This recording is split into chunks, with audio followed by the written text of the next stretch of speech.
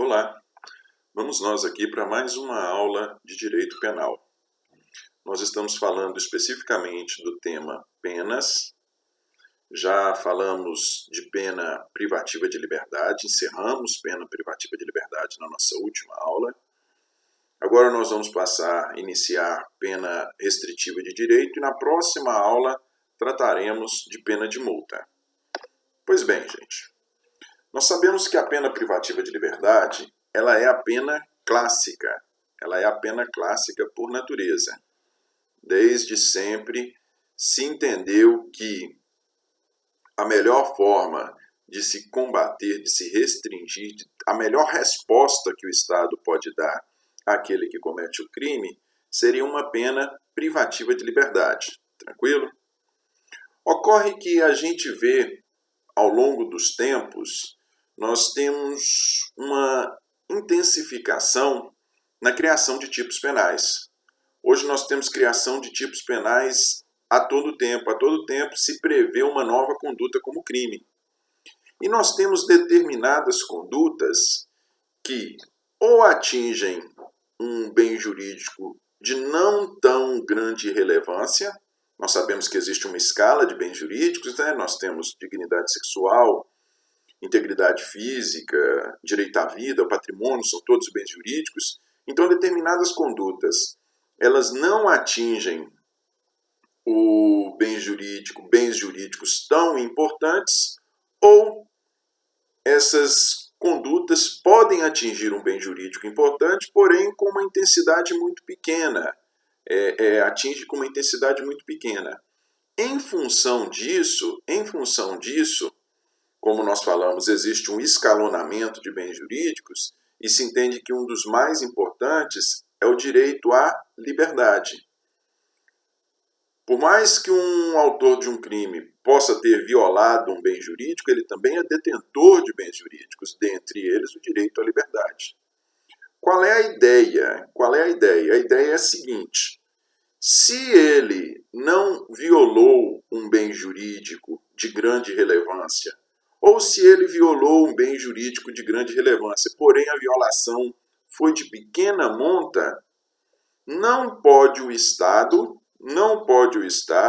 como resposta à sua conduta, estabelecer uma pena privativa de liberdade que vai atingir um bem jurídico de grande valor do autor do crime.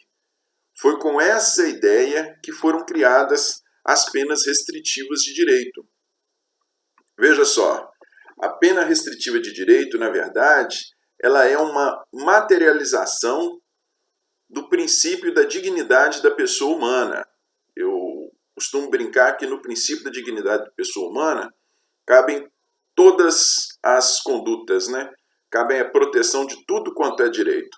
Então, o princípio da dignidade da pessoa humana, princípio constitucional estabelecido lá no artigo 1º, inciso 3, especificamente no que diz respeito ao tema pena, ele se desdobra no princípio da proporcionalidade das penas. Princípio da proporcionalidade das penas. E o que quer dizer? De que forma esse princípio se materializa?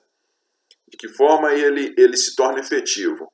É exatamente dessa maneira que eu disse a vocês.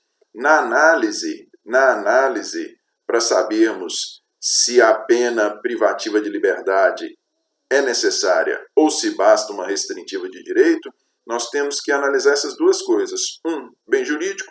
2, lesividade da conduta.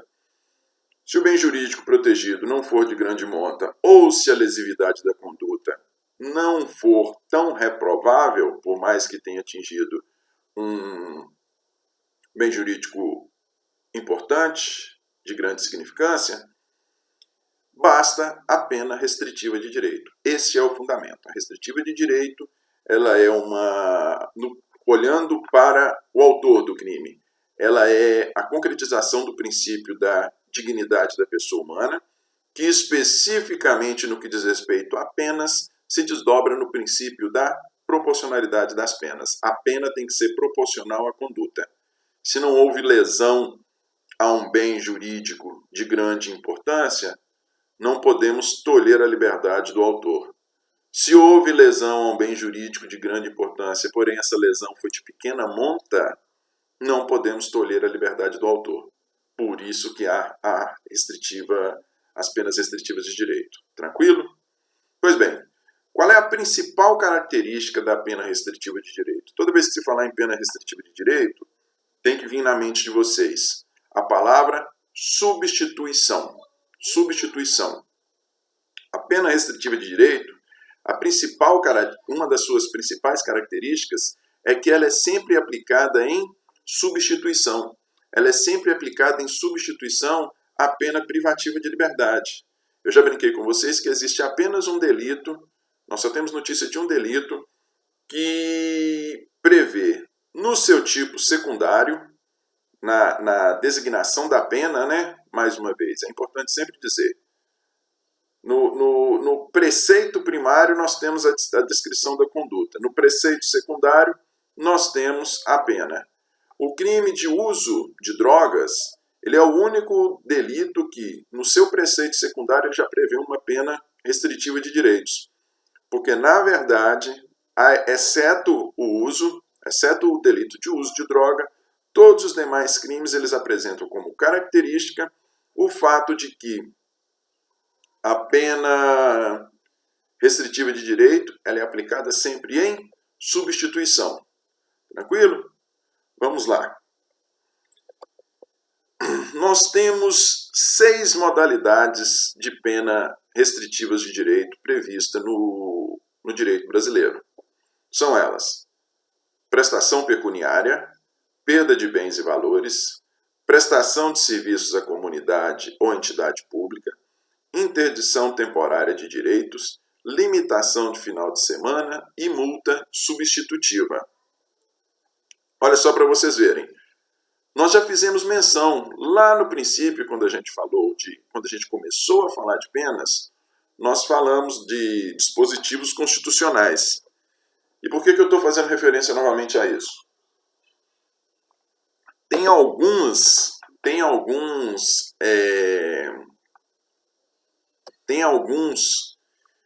Algumas dessas penas restritivas de direito que estão previstas na Constituição Federal.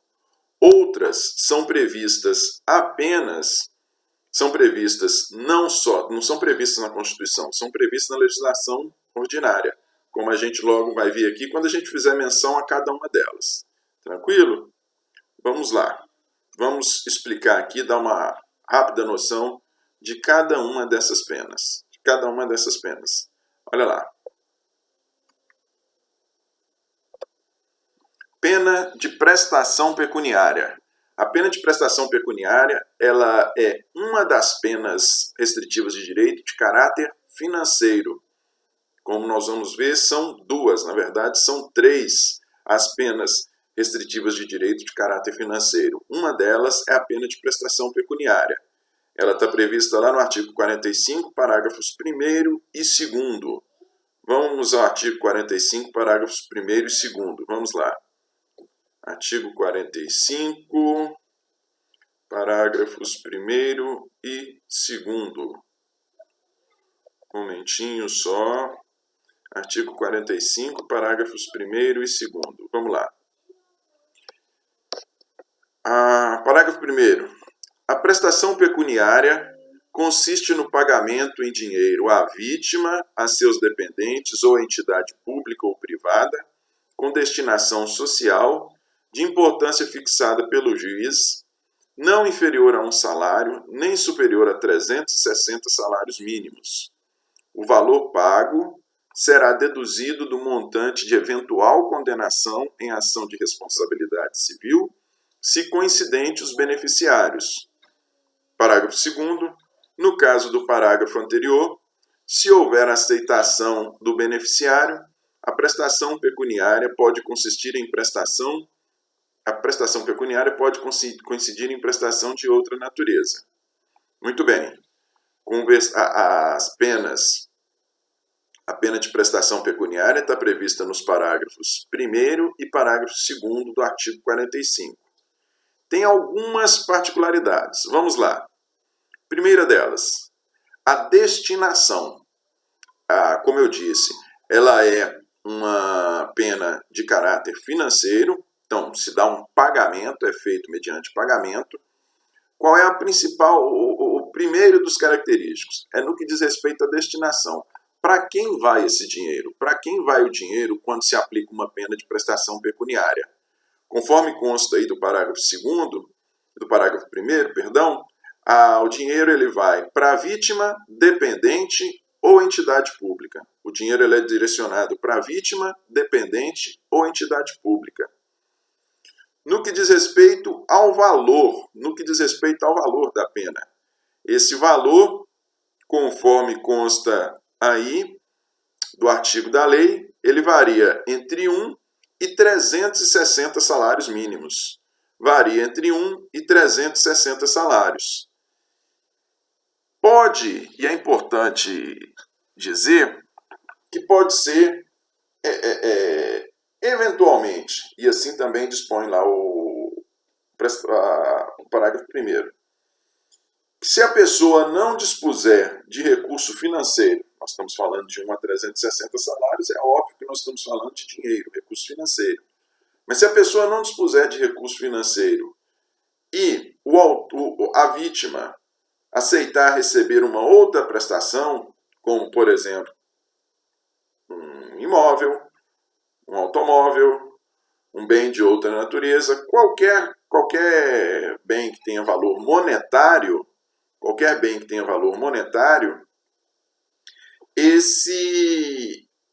a prestação dessa pena, o pagamento dessa pena, né, que é uma pena, o cumprimento dessa pena, digamos assim, penas são cumpridas, o cumprimento da pena de prestação pecuniária pode ser feito mediante a entrega deste bem, dessa prestação de outra natureza, que não a prestação financeira.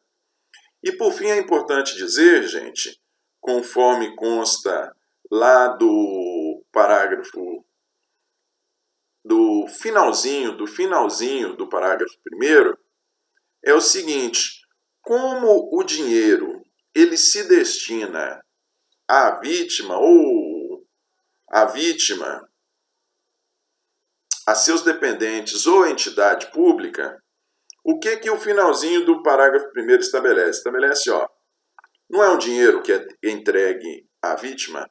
Se esse dinheiro é entregue, nós sabemos que determinada conduta ela pode ser reprimida, digamos assim, por várias áreas do direito. Uma determinada conduta de qualquer natureza pode configurar um ilícito penal, um ilícito civil, um ilícito administrativo, tranquilo? Vamos ficar no ilícito penal e no ilícito civil. Se em decorrência do cometimento de um crime, de uma conduta prevista como crime, a pessoa vem a ser penalizada por meio da pena restritiva de direito na modalidade de prestação pecuniária. Se em decorrência desse delito a pessoa, suponhamos, pagou 10 salários mínimos, vamos para ficar uma conta redondinha aqui, vamos fazer de conta que o salário mínimo é R$1.000. O juiz determinou como pena restritiva de direito, estabeleceu uma prestação pecuniária no valor de 10 salários mínimos. Seriam R$10.000. Pois bem, esse dinheiro vai para quem? Para a vítima ou seus dependentes. Vítima, seus dependentes ou entidade. Suponhamos que vá para a vítima. Se em decorrência deste mesmo crime, a vítima, em decorrência dessa conduta, a vítima ingressa com uma ação pleiteando uma indenização, se ela entra com uma ação de reparação civil, requerendo indenização em razão deste mesmo fato, e o juiz vem a dar procedência na ação e condenar o autor do crime, o autor da conduta, ao pagamento, suponhamos, de 20 salários mínimos, R$20.000 no nosso exemplo dado, o que o finalzinho do parágrafo 1º está nos dizendo é o seguinte: em havendo o estabelecimento de uma reparação, este valor já recebido pela vítima vai ser descontado no valor da indenização. Ou seja, se a vítima foi condenada, se o autor foi condenado na ação civil a pagar R$20.000, desses 20.000 vai se abater os 10.000 que a vítima já recebeu em razão da pena de prestação pecuniária. E por que assim é? É dessa forma porque o direito, um dos princípios básicos do direito, ele não concorda, ele não autoriza, ele não promove o enriquecimento ilícito. Se a pessoa recebesse 2 vezes, ela estaria enriquecendo ilicitamente. Então, em função disso, de uma eventual indenização que ela receber em razão da mesma conduta, tem que ser abatido o valor que ela já recebeu a título de pena de prestação pecuniária, a vítima. Tranquilo? Mas como diz o próprio parágrafo 1º, desde que sejam coincidentes os beneficiários. Se o dinheiro, se a prestação pecuniária foi direcionada para uma entidade pública e eventualmente a vítima entra com ação de indenização e, novamente no nosso exemplo dado, é estabelecido, direcionou o juiz de prestação pecuniária e determinou que os R$10.000 fossem para uma entidade pública de qualquer natureza. E a vítima ingressou com a ação de indenização e na ação de indenização recebeu os 20 mil, foi estabelecido 20 salários mínimos, ela recebeu 20 mil, né, que ela receba 20 mil, não vai ser descontado os 10 mil que se passou para a entidade não, porque os beneficiários são diferentes. Tranquilo? Pois bem, a pena de prestação pecuniária, ela está prevista tanto no Código Penal, como acabamos de ler, como também na Constituição Federal, lá no artigo 5º, inciso 45. Vamos passar aqui para a próxima pena restritiva de direitos. Pena de perda de bens e valores. Perda de bens e valores. A pena de perda de bens e valores, assim também como a pena de prestação pecuniária, ela possui uma natureza financeira. Ela possui uma natureza financeira. Ela tem valor financeiro, valor monetário. Vamos lá. Está prevista no artigo 45, parágrafo 3º. Vamos lá no 45, parágrafo 3º. A perda de bens e valores pertencentes aos condenados dar-se-á, ressalvada a legislação especial, em favor do Fundo Penitenciário Nacional, e seu valor terá como teto o que for maior, o montante do prejuízo causado ou do proveito obtido pelo agente ou por terceiro em consequência da prática do crime. A perda de bens e valores pertencentes ao condenado dar-se-á, ressalvada a legislação especial, em favor do Fundo Penitenciário Nacional, e seu valor terá como teto, o que for maior, o montante do prejuízo causado ou do provento obtido pelo agente ou por terceiro em consequência da prática do crime. Olha só, gente. Vocês vejam, então, que a perda de bens e valores ela possui uma característica, uma natureza financeira, assim também como a pena de prestação pecuniária. Só que aqui nós temos algumas diferenças. Olha só. Prestação pecuniária, como nós vimos, ela se destina à vítima, seus dependentes ou entidade pública. Aqui, o valor, o montante estabelecido em decorrência da pena, que é outra modalidade, mais uma vez, ele é direcionado ao Fundo Penitenciário Nacional. O Fundo Penitenciário Nacional é um fundo específico que gere recursos destinados à manutenção, de certa forma, a repressão do crime, mas em especial ao serviço penitenciário. É um fundo que gere recursos que são destinados à criação, manutenção, reforma, prestação de serviços, enfim, do sistema penitenciário. Tranquilo? Pois bem, então, primeira das diferenças, a quem o valor é destinado. Segunda das diferenças, a forma de fixação do valor. Vocês viram que na prestação pecuniária é a própria lei quem diz, varia de 1 a 360 salários.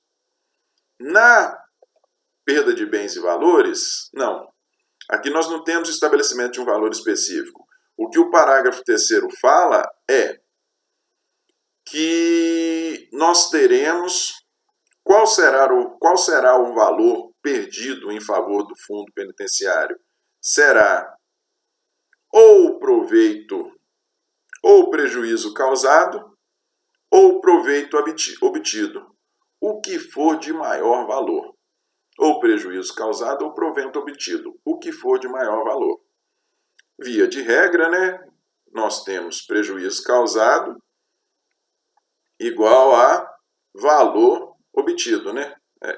Proveito obtido. Prejuízo causado, proveito obtido.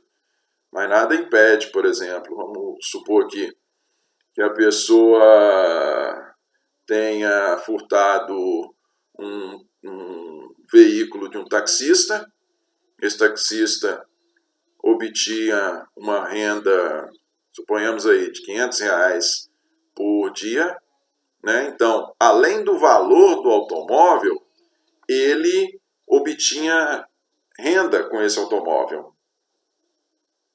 E se aquele que furtou o automóvel pega o automóvel e vende, por exemplo, um desmanche, ele vai vender por um preço muito inferior ao valor do automóvel.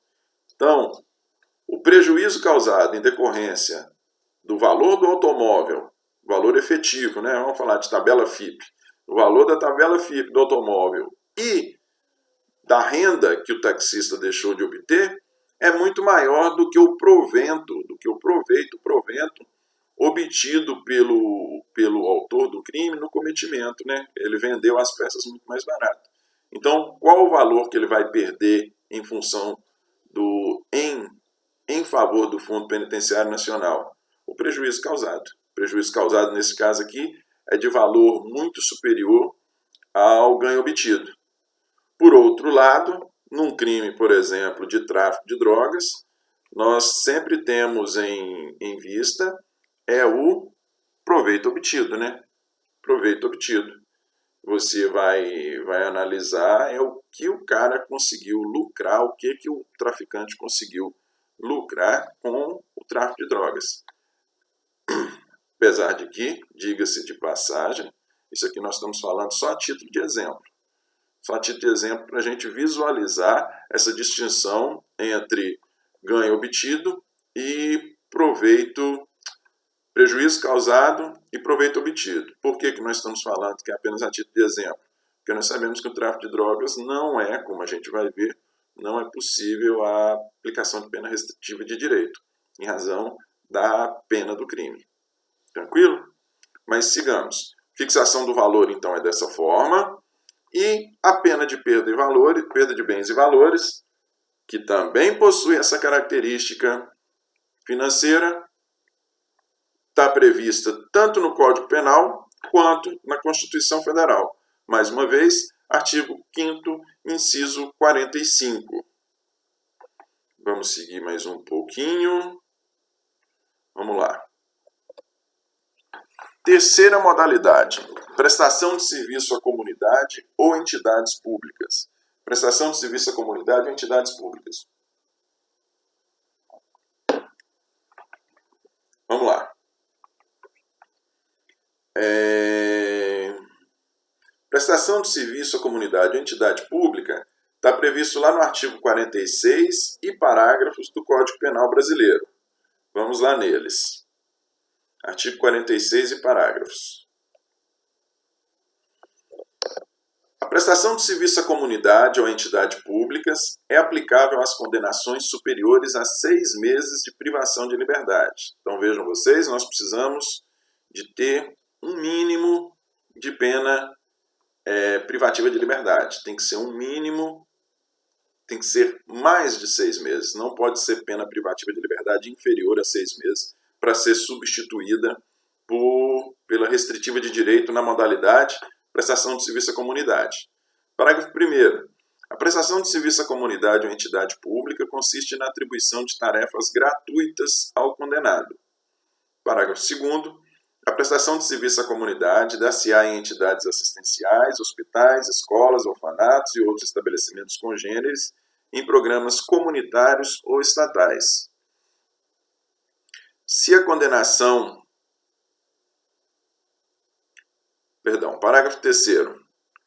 As tarefas a que se refere o parágrafo 1º serão atribuídas conforme as aptidões do condenado, devendo ser cumpridas à razão de 1 hora de tarefa por dia de condenação, fixadas de modo a não prejudicar a jornada normal de trabalho. Parágrafo 4º. Se a pena substituída for superior a 1 ano, é facultado ao condenado cumprir a pena substituída em tempo menor, nunca inferior à metade da pena privativa de liberdade fixada. Vamos lá, gente. Vamos destrinchar o artigo 46 aqui e os seus parágrafos. Vamos lá. Diferentemente da pena de perdimento de bens e valores e de prestação pecuniária, para que se aplique a pena restritiva de direito na modalidade prestação de serviço à comunidade, o artigo 46 e seus parágrafos ele estabelece a necessidade de que a pena substituída, ou seja, a pena privativa de liberdade, nós não dissemos que a pena restritiva de direito ela é sempre aplicada em substituição. Em substituição a quê? Em substituição à pena privativa de liberdade. A pena privativa de liberdade substituída, ela deve ser de no mínimo 6 meses. Ou seja, ela tem que ser mais de 6 meses. Se ela for inferior a 6 meses, se a pena privativa de liberdade, depois do juiz, nós vamos falar de aplicação de pena lá na frente. Próximo uma ou duas aulas aí para frente. Se o juiz, feitas todos os cálculos, se chegar a uma pena privativa de liberdade inferior a 6 meses, ele não pode substituí-la por uma prestação de serviço à comunidade. Ele pode substituir por outra modalidade de pena restritiva de direito. Mas pela prestação de serviço à comunidade, não. Por quê? Porque para a prestação de serviço à comunidade nós precisamos de uma pena privativa de liberdade mínima de 6 meses. Tem que ser mais de 6 meses para poder ser substituída por essa modalidade. Segundo ponto, a prestação de serviço, ela é gratuita.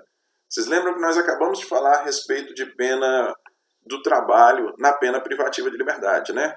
Nós dissemos que ele tem aquele duplo aspecto e que ele necessariamente é remunerado. O trabalho na pena privativa de liberdade, ele é remunerado. Por quê? Porque a pena na pena privativa de liberdade é a restrição da liberdade. A pena é a restrição da liberdade. A pessoa já está cumprindo a pena dele. Se já está cumprindo a pena e ele trabalha, ele é remunerado por esse trabalho. Aqui não. Aqui a pena é exatamente a prestação de serviço à comunidade. Então não tem como você remunerar a pessoa. O trabalho ele é gratuito. Porque senão ficaria fácil, né? Não ficaria bom. Além da pessoa ter que trabalhar, você vai estar, na verdade, dando uma opção de trabalho para a pessoa e não estabelecendo uma pena. Então, o trabalho, ele é um trabalho gratuito. O local de prestação, vocês viram lá, em hospital, em escolas, são em órgãos públicos, né? Em órgãos públicos ou congêneres. Hospitais, escolas, orfanatos ou estabelecimentos congêneres. Esse trabalho ele não se dá na iniciativa privada. E vocês viram que como é que é o cumprimento? O cumprimento é assim, é 1 hora de prestação de serviço à comunidade por cada dia de condenação. Se a pessoa pegou 1 ano de condenação, são 365 dias. Então ela vai ter que trabalhar 365 horas. 1 hora de condenação para cada 1 hora de trabalho, prestação de serviço à comunidade, para cada dia de condenação. E outra particularidade, o cumprimento tem que se dar dessa forma, 1 hora por dia. O que a lei autoriza é, caso a pena substituída, mais uma vez, as penas restritivas de direito são sempre aplicadas em substituição. O que a lei autoriza é, caso a pena substituída seja superior a 1 ano, o cumprimento pode se dar em menor prazo. A prestação de serviço à comunidade pode se dar em menor prazo. Porém, ela nunca pode se dar em prazo inferior à metade da pena privativa de liberdade substituída. Vamos explicar. Suponhamos que a pessoa tenha pegado uma privativa de liberdade de 2 anos. Pegou uma privativa de liberdade de 2 anos, que foi substituída por uma restritiva de direito na modalidade de prestação de serviço à comunidade. Então, via de regra, 365 dias, ela vai ter que prestar, vamos fazer conta, 365 com 365 dá 720, 730. Ela vai ter que prestar 730 horas de trabalho à comunidade. Beleza?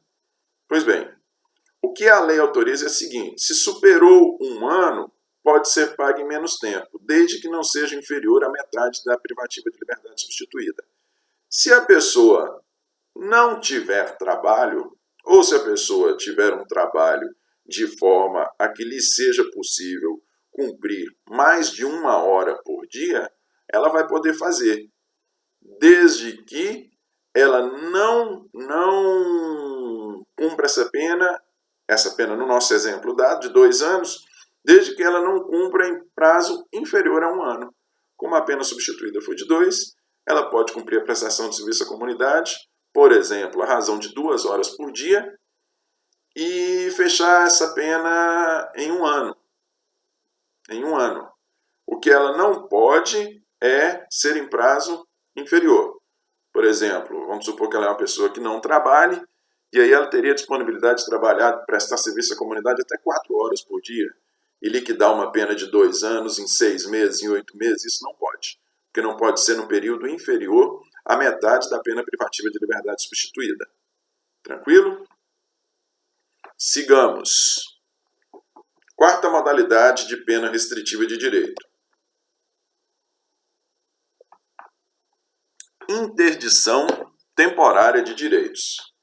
Olha só, gente. A interdição temporária de direitos, ela apresenta uma particularidade. Qual é a particularidade da interdição temporária de direitos? É que ela é destinada, ela é direcionada para uma determinada categoria de delitos. Vocês vão ver que ela tem um direcionamento, não é? Lembra lá quando a gente começou a falar de pena, que o Brasil adotava a teoria mista, né? Serve tanto para prevenir, a ideia da pena é que ela serve tanto para prevenir quanto para reprimir. As penas de interdição temporária de direito, algumas delas são muito mais efetivas nessa ideia de repressão do que se você aplicasse uma outra restritiva de direito. Quer ver? Vamos lá. Olha só. Artigo 47. As penas de interdição temporária de direito são interdição temporária, não é definitiva, hein? 1. Proibição de exercer cargo, função ou atividade pública, bem como mandato eletivo. Quando vocês forem estudar a parte especial do Código Penal, vocês vão ver que existem alguns crimes que são chamados crimes contra a administração pública. E esses crimes contra a administração pública podem ser cometidos tanto por servidores públicos quanto por civis, ou detentores de mandato eletivo. Caso a pessoa cometa um crime desta natureza e tenha o direito a ter a sua pena privativa de liberdade substituída por restritiva de direito, uma pena dessa natureza aqui exerce um efeito muito maior na repressão do que, por exemplo, uma prestação de serviço à comunidade ou perdimento de bens e valores. Perdimento de bens e valores, exatamente. Então, o que nós temos? Nós temos que entender que essa interdição temporária de direitos, ela é destinada para os crimes contra a administração pública. Essa modalidade. Inciso 1, proibição de exercício de cargo, função, entidade ou atividade pública, bem como mandato eletivo. Inciso 2, proibição do exercício de profissão, atividade ou ofício que dependam de habilitação especial, de licença ou autorização do poder público. Algumas atividades, como a advocacia, a medicina, a engenharia, elas necessitam de uma habilitação especial, necessitam de autorização do poder público. Você precisa ter OAB, você precisa ter CRM, você precisa ter o registro na entidade que regulamenta as profissões, né? O CREA, é isso? Que regulamenta as profissões dos engenheiros. O que acontece? Essa punição do inciso 2, essa interdição temporária de direitos prevista no inciso 2, 47, ela é direcionada, ela tem essa maior efetividade na ideia de repressão e prevenção para os crimes cometidos no exercício da profissão. Um advogado que venha cometer crime no exercício da sua profissão, um médico, você vai lá e estabelece uma interdição temporária de direito, você tira dele o direito de exercer a sua atividade profissional em função dele a ter utilizado para o cometimento de crime. Tranquilo? Terceiro, inciso 3, suspensão de autorização ou de habilitação para dirigir veículo. Isso aqui tranquilo, né? Crimes cometidos na direção do veículo automotor, existe a possibilidade aí da interdição temporária de direitos, pena de interdição temporária de direitos dessa modalidade. Inciso 4, proibição de frequentar determinados lugares. Esse é uma pena genérica, vai depender do caso em especial. Suponhamos que a pessoa tenha uma incidência de cometimento de crime em um determinado local. Vamos pensar aqui. De repente, proibição de frequentar determinados locais, determinados lugares, estádio de futebol, crimes que a pessoa venha cometer em estádio de futebol, que seja possível a substituição da privativa de liberdade por interdição de direito, pode estabelecer essa pena aqui, proibição de frequentar determinados lugares, que seria no estádio de futebol. 5. Proibição de inscrever-se em concurso, avaliação ou exames públicos. Como eu disse para vocês, nós temos os crimes contra a administração que são cometidos, né, por servidores públicos, mas também nós temos crimes contra a administração pública que são cometidos por pessoas civis, que não são servidores públicos, são da iniciativa privada. Uma pena interessante para que essas pessoas possam não ingressar no serviço público é estabelecer, ainda que temporariamente, a proibição dela se inscrever em concurso, avaliação ou exame público, desde que ela cometa, essa pessoa estranha da iniciativa privada, cometa o crime contra a administração pública. Vejam então vocês que essa pena restritiva de direito da modalidade interdição temporária de direitos,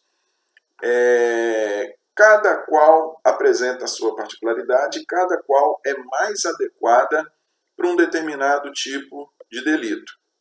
Tranquilo? Já falamos aí de prestação pecuniária, já falamos de perda de bens e valores, já falamos de prestação de serviço à comunidade, interdição temporária de direito, dando sequência aqui, limitação de final de semana. Artigo 48. Vamos lá.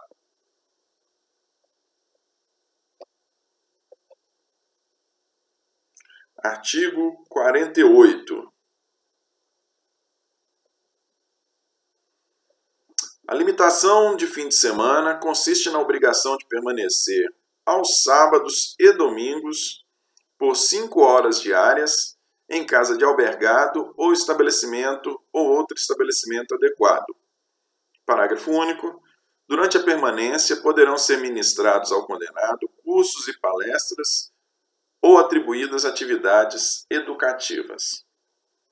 Olha só, vamos lá. A limitação do final de semana, vocês vejam que ela é realizada em casa de albergado. Casa de albergado é estabelecimento congênere. Lembra de casa de albergado, quando nós falamos de pena privativa de liberdade? Casa de albergado é o local destinado para o cumprimento da pena em regime aberto. Em regime aberto, não é isso? Aqui, além dessa destinação para cumprimento de pena em regime aberto, a casa de albergado aqui, nessa modalidade de pena restritiva de direito, na limitação de final de semana, a casa de albergado ela funciona como local para onde aquele a quem foi aplicada essa pena, para onde ele se dirige aos sábados e domingos por 5 horas diárias, e ali permanece por 5 horas diárias. Limitação do final de semana. Né? Nós não temos uma inviabilidade do final de semana, a pessoa não fica lá o final de semana inteirinho. 5 horas diárias, 5 horas diárias aos sábados, 5 horas no sábado, 5 horas no domingo. Conforme consta lá, é possível ser ministrado durante esse período, ser ministrado cursos à pessoa. É chamado pela doutrina de prisão descontínua.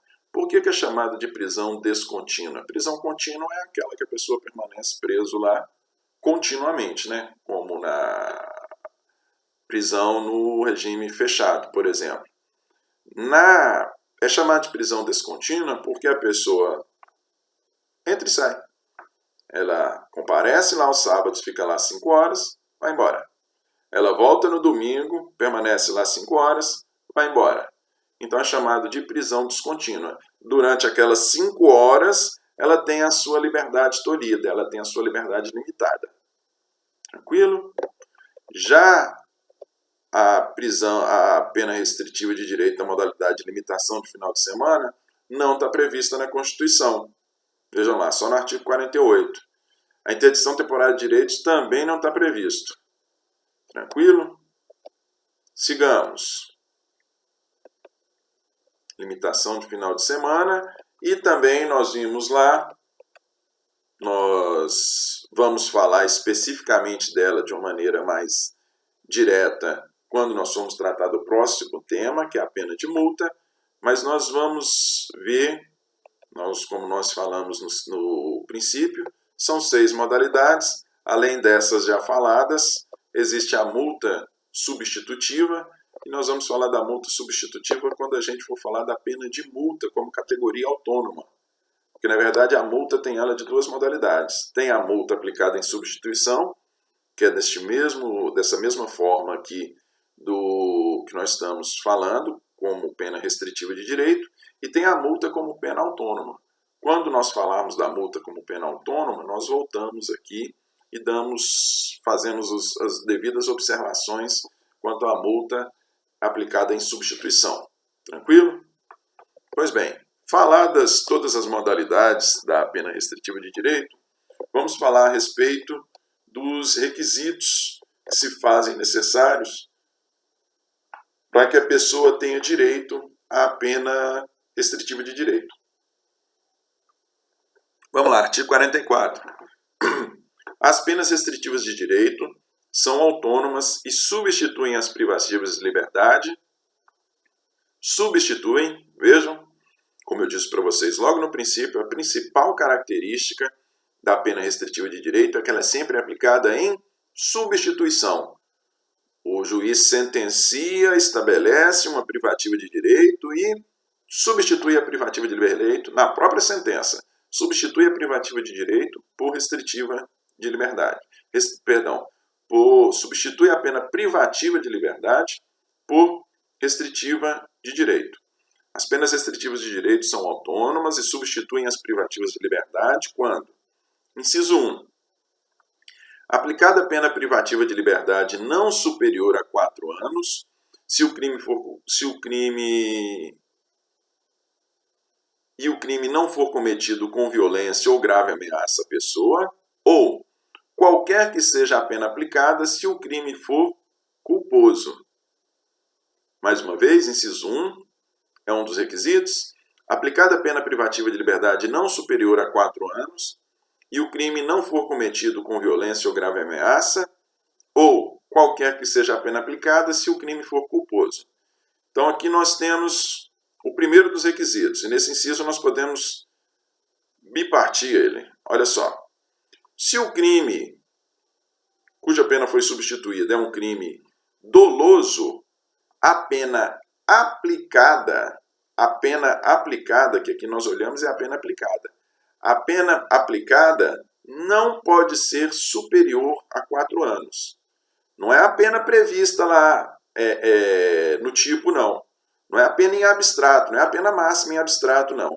É a pena aplicada. O juiz sentenciou, chegou até uma pena, essa pena é efetivamente aplicada. Ela não pode ser superior a 4 anos se o crime é um crime doloso. Se o crime for um crime cometido com violência ou grave ameaça à pessoa, ainda que a pena seja inferior a 4 anos, se tratar de um crime doloso, se tratar de um crime doloso que foi atribuído pena inferior a 4, se ele tiver sido cometido com violência ou grave ameaça à pessoa, não cabe a substituição de jeito nenhum. Tranquilo? Então, no crime doloso, nós temos que fazer duas distinções. Primeiro, crime doloso. A pena é inferior a 4? É inferior a 4. Beleza. Aí a segunda pergunta que a gente faz. O crime foi cometido com violência ou grave ameaça à pessoa? Se o crime foi cometido com violência ou grave ameaça à pessoa, apesar da pena ser inferior a 4 anos, não cabe a substituição. Se o crime foi cometido sem violência ou grave ameaça à pessoa e a pena é inferior a 4 anos, cabe a substituição. Tranquilo? Essa é a regra para o crime doloso. E para o crime culposo? Se for um crime culposo, independe da pena aplicada. A substituição sempre é possível quando se trata de um crime doloso, quando se trata de um crime culposo. Não se olha a pena. Esse limite de 4 anos, esse limite de pena máxima aplicada de 4 anos, é exclusivamente para os crimes dolosos. Crime culposo independe da pena aplicada, sempre cabe a substituição. Inciso 2. Segundo requisito. Os requisitos são cumulativos, viu, gente? Segundo requisito. O réu não for reincidente em crime doloso. Vocês já viram... Não, nós vamos falar sobre reincidência, vamos falar. Pessoa reincidente quando ela comete um novo crime após o trânsito em julgado de sentença penal condenatória anterior. A pessoa cometeu um crime anterior, com uma sentença penal transitada em julgado, ou seja, não cabe mais recurso, ela foi definitivamente condenada por crime anterior. E posteriormente ela vem a cometer um novo crime e tem uma nova condenação nesse segundo crime. Numa circunstância dessa, a pessoa ela é reincidente. Olha só, o que o inciso 2 nos fala? Ele nos fala assim, que a pessoa não tem direito à substituição se ela for reincidente em crime doloso. Se a pessoa já tiver uma condenação anterior transitada em julgado por ter cometido um crime doloso, e nesse segundo processo em que ela preenche os requisitos, preenche pelo menos o requisito temporal, né? Ela foi condenada a uma pena privativa de liberdade por crime doloso, sem violência ou grave ameaça, a pena é inferior a 4 anos. O primeiro requisito aqui estaria atendido, né? Para ter direito à substituição, o requisito do inciso 1. Mas o inciso 2 fala dela não ser reincidente em crime doloso. Se essa mesma pessoa aqui, se ela fosse anteriormente, ela tivesse uma condenação definitiva com trânsito em julgado pelo cometimento de outro crime doloso, ela não teria direito à substituição, por mais que ela atendesse aos critérios do inciso 1. Por quê? Porque os critérios são cumulativos. Tranquilo? Então vejam só. Agora prestem atenção. É quando a pessoa tem que ser reincidente em crime doloso. Se o anterior for culposo e esse for doloso, ela tem direito à substituição. Se o anterior for doloso e esse aqui for culposo, ela tem direito à substituição. Ela não tem direito à substituição se os dois crimes cometidos forem crimes dolosos. É reincidência dolosa. Não precisa ser reincidência específica. Não precisa ser furto e furto. Pode ser estelionato e furto. Tranquilo? Não precisa ser reincidência específica. Tem que ser reincidência em crime doloso. Terceiro requisito, inciso 3, esse é de ordem subjetiva. Quando a culpabilidade, os antecedentes, a conduta social e a personalidade do condenado, bem como os motivos e circunstâncias, indicarem que a substituição seja suficiente. Nós podemos estar diante de uma pessoa, por exemplo, que não seja tecnicamente reincidente. Ela não tem uma condenação anterior transitada em julgado, não é? Por um crime doloso e novamente cometeu outro crime doloso. Ela não é tecnicamente reincidente. Porém, nós podemos estar diante de uma pessoa cuja conduta social, cuja reprovabilidade da conduta, ou cuja conduta social apresente, seja uma pessoa contumaz em condutas criminosas. Uma pessoa que tem 500 boletins de ocorrência lavrados contra ela, ou uma pessoa que apresenta uma conduta social muito complicada, uma personalidade violenta, o juiz pode deixar de aplicar a substituição, por mais que ela atenda os requisitos do inciso 1 e do inciso 2. Vejam vocês que o inciso 3 fecha como? Desde que as circunstâncias indicarem que essa substituição seja suficiente. Ou seja, se a pessoa, a pena não tem um duplo propósito, vocês se recordam? A pena ela tem por propósito reprimir e prevenir o crime.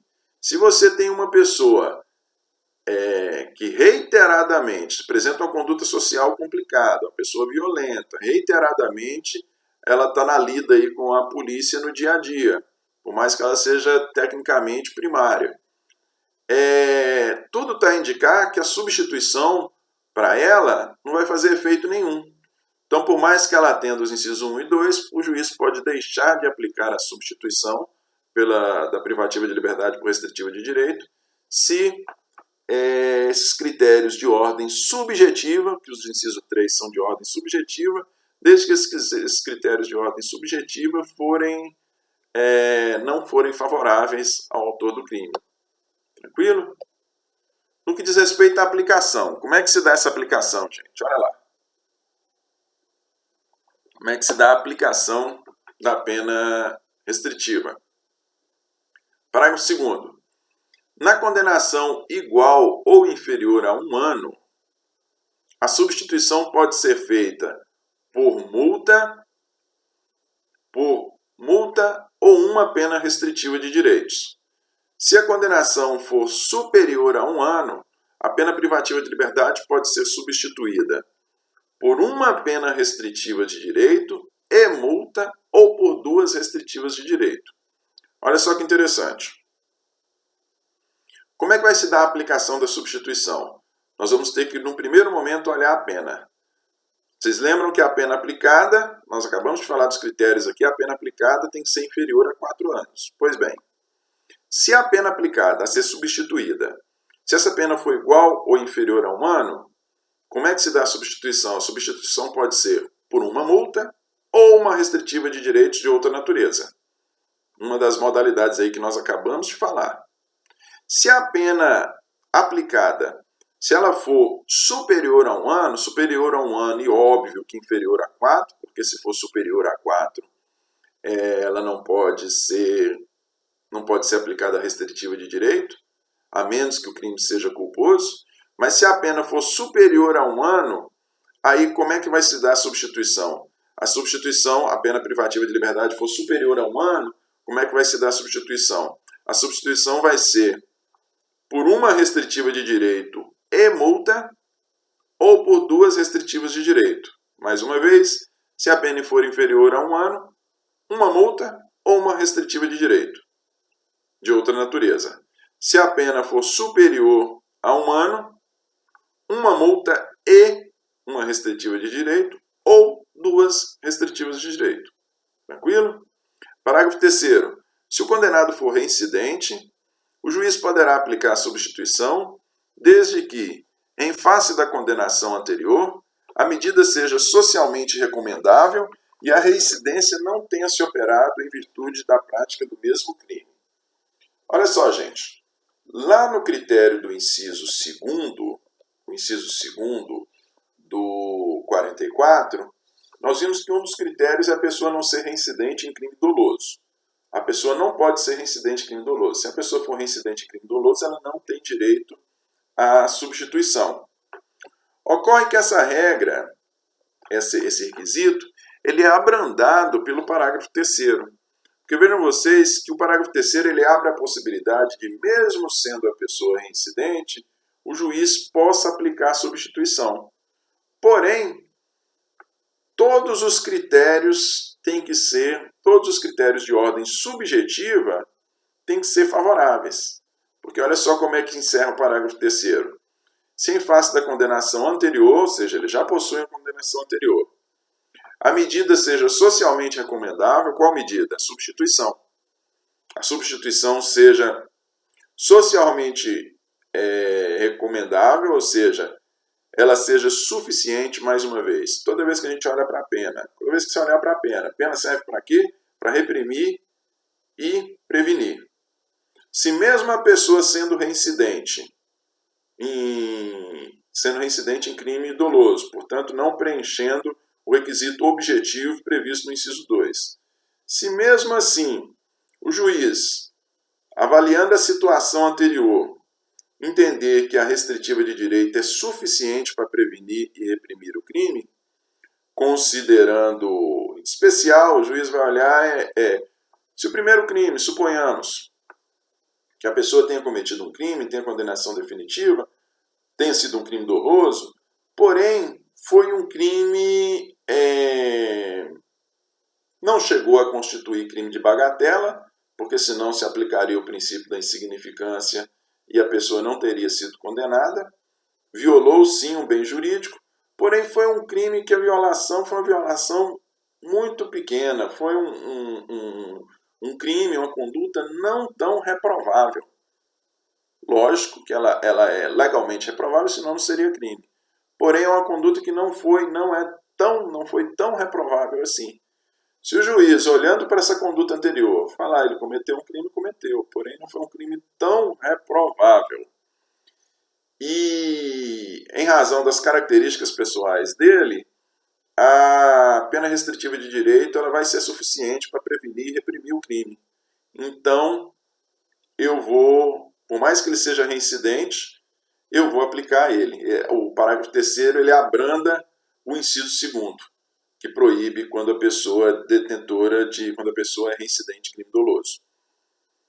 Agora, veja só, tem uma particularidade, no fechamento aí do parágrafo 3º, desde que a reincidência não tenha se operado em virtude do mesmo crime. Por mais que suponhamos que a pessoa tenha cometido um furto que não chegou a constituir crime de bagatela, porque senão ela não teria sido condenada. Mas suponhamos que a pessoa tenha cometido um furto de pequeno valor. Se o crime posteriormente cometido por ela foi também furto, não existe possibilidade do juiz abrandar o requisito do inciso 2º. O que o parágrafo 3º está nos dizendo é: a reincidência não pode ser específica, não pode ser furto e furto. Não pode ser furto e furto, não pode ser o mesmo crime. De repente pode ser furto e estelionato. Aí nós não temos reincidência específica, são 2 crimes dolosos, mas não temos reincidência específica. Tranquilo? A reincidência não pode ser com o mesmo crime. Mesmo que a medida seja socialmente recomendável, mesmo que a pena seja suficiente, a pena restritiva de direito seja suficiente para prevenir e reprimir o crime, mesmo que essas condições sejam favoráveis, se a reincidência for específica, se o crime anterior de pequena monta for um furto e o crime de agora for um furto, não tem essa possibilidade de abrandamento do inciso 2º. Pois bem, nós já falamos de requisitos, falamos de aplicação, agora vamos falar da conversão, que é diferente de substituição. O que acontece num primeiro momento a pena privativa de liberdade é substituída pela restritiva de direito. Só que do mesmo jeito que nós temos a substituição, que se dá na sentença, nós temos a conversão, que nós vamos ver aqui quando a pessoa não cumpre a restritiva de direito. Ela aplicou a ela a privativa de liberdade, foi substituída por restritiva de direito, ela não cumpriu, aí nós vamos ter que converter essa restritiva de direito em privativa de liberdade. Vamos lá. Artigo 44, parágrafo 4º. A pena restritiva de direito converte-se em privativa de liberdade quando ocorrer o descumprimento injustificado da restrição imposta. No cálculo da pena privativa de liberdade, a executar, será deduzido o tempo cumprido da restritiva de direitos, respeitado um saldo mínimo de 30 dias de detenção ou reclusão. Olha só. Quando nós formos falar de aplicação de pena, nós vamos falar que vamos ver que a pena restritiva de direito, ela é cumprida no mesmo prazo da privativa de liberdade. Vamos falar lá, vamos voltar na prestação de serviço à comunidade. Suponhamos que a pessoa pegou 8 meses para prestação, 8 meses de condenação foi substituída por 8 meses de prestação de serviço à comunidade. Vamos pensar aqui na hipótese de que a pessoa vai prestar serviço no orfanato, o orfanato não para, ela presta serviço lá 1 hora por dia, no sábado, no domingo, nos dias de semana, então 8 meses de privativa de liberdade, foi substituída exatamente por 8 meses de restritiva de direito, 8 meses de privativa de liberdade, foi substituída por 8 meses de privativa, de restritiva de direito na modalidade prestação de serviço à comunidade, beleza? Olha só, o que o parágrafo 4º nos diz? Se a pessoa injustificadamente não cumprir a prestação de serviço à comunidade, no exemplo que nós estamos dando, essa restritiva de direito se converte em privativa de liberdade. Se a pessoa não cumpriu nem um diazinho de maneira injustificada, esses 8 meses que havia sido dado a ela, 8 meses de prestação de serviço à comunidade, voltam a ser 8 meses de privativa de liberdade. Ela vai ter que voltar e cumprir a pena privativa de liberdade substituída, porque ele não cumpriu de maneira injustificada a restritiva de direito. O que o que a segunda metade do parágrafo 4º nos diz é o seguinte, uma particularidade.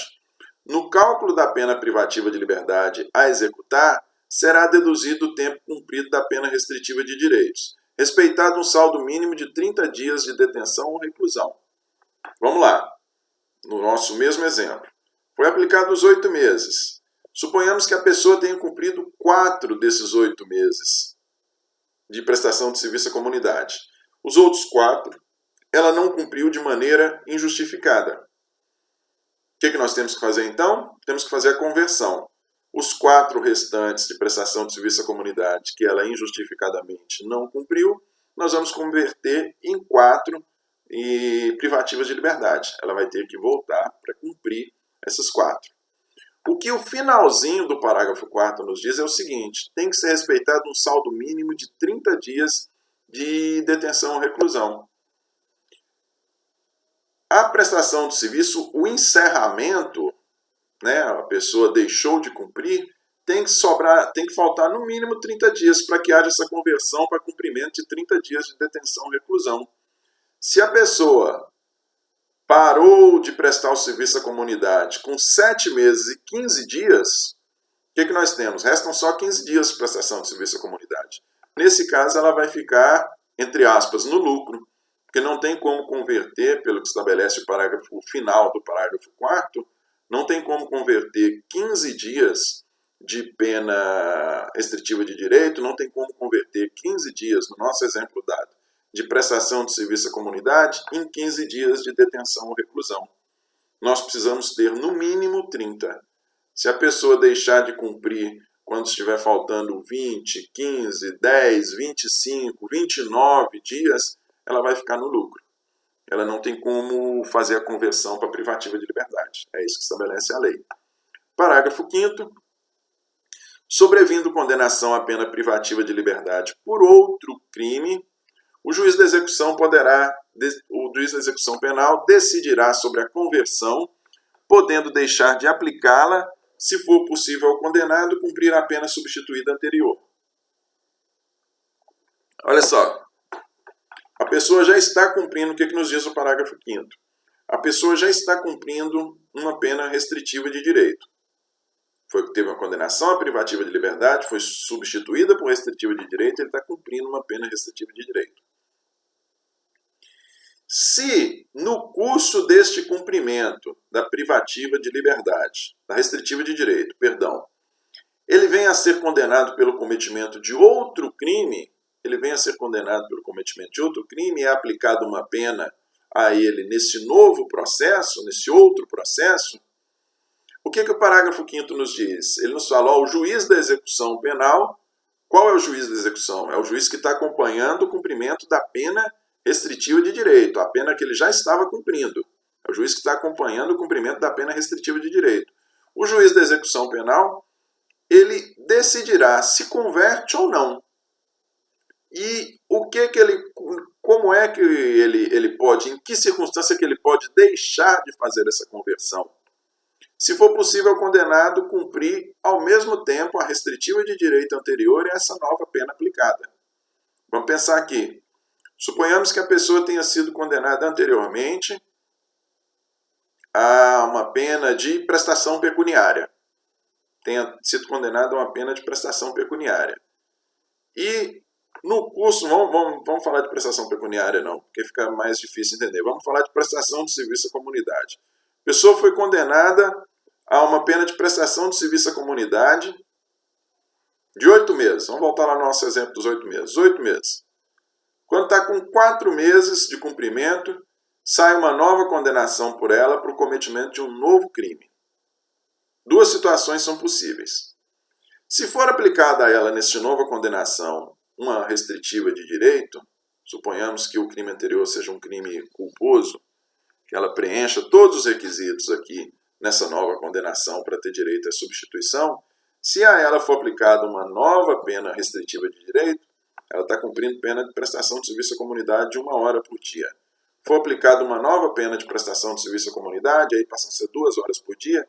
Se ela puder dar cumprimento a essas 2 penas, o juiz da execução da pena primeira pode não fazer a conversão dessa pena primeira, dessa restritiva de direito, dessa prestação de serviço à comunidade, em privativa de liberdade. Ele pode não fazer essa conversão. Por quê?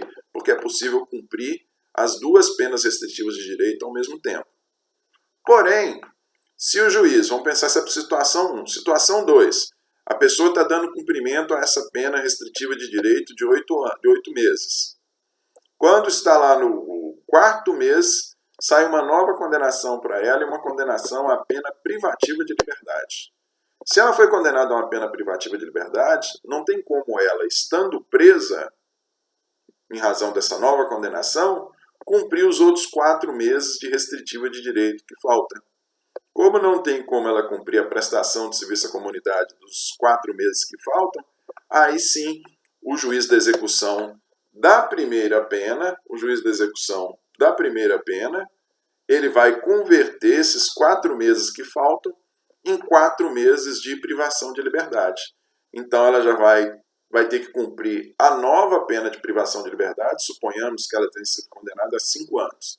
Ela vai ter que cumprir esses 5 anos da nova condenação, mais os 4 meses que são resultantes lá da conversão da restritiva de direitos que ela estava cumprindo em privativa de liberdade. Tranquilo? Bom, gente, no que diz respeito à pena restritiva de direito, essa são os dispositivos que regulamentam o tema.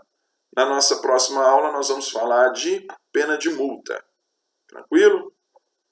E aí, assim, nós encerramos nossa aula.